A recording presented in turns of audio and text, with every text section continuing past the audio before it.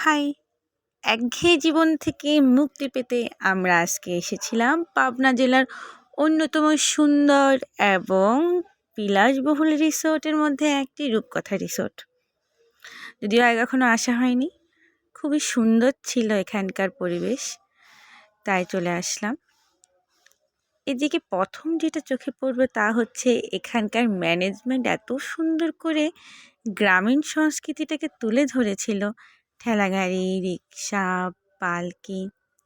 তাছাড়া পরবর্তীতে সবার চোখে যেটা পড়বে তা হচ্ছে এই ছনের কুঁড়ে ঘরটি। কি সুন্দর দেখতে, তাই না? একটা অন্যরকম পরিবেশ ছিল এটা। পাশে কুয়ো, রান্না করার জায়গা, ঢেঁকি, অন্যরকম একটা। পরে এত সুন্দর একটা পথ ধরে গিয়ে যেটা চোখে পড়ল তা হচ্ছে বিশাল বড় মাঠটি। সম্ভবত এখানে কনসার্ট অনুষ্ঠানগুলো হয়। কি সুন্দর পরিবেশ, চারদিকে বসার জায়গা, দোলনা আর অনেক কিছু ছিল, যা আসলে আমার ক্যাপচার করে হয়ে ওঠেনি। ছবি তোলার অনেকগুলো জায়গাও ছিল এখানে। সত্যি বলতে এত নিরিবিলি পরিবেশ ছিল এটা, তার বলার অপেক্ষা রাখে না। বললাম চলো চারদিকটা একটু ঘুরে আসি।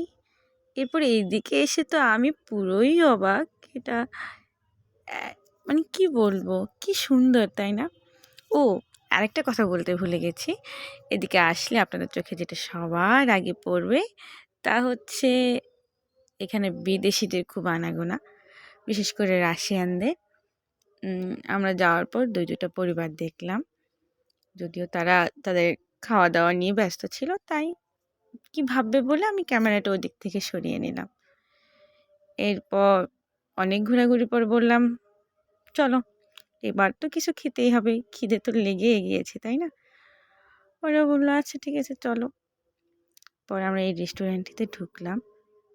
এটা ওইখানকারই একটি রেস্টুরেন্ট, খুবই সুন্দর ছিল।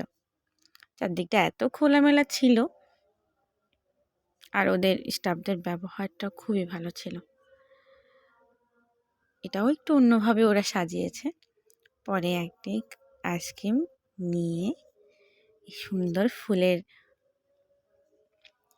রাস্তা ধরে আমরা দুজনে চলে আসলাম নিজের গন্তব্যে। পরে আবার অন্য কোনো ভিডিওতে দেখা হবে। বাই, ধন্যবাদ।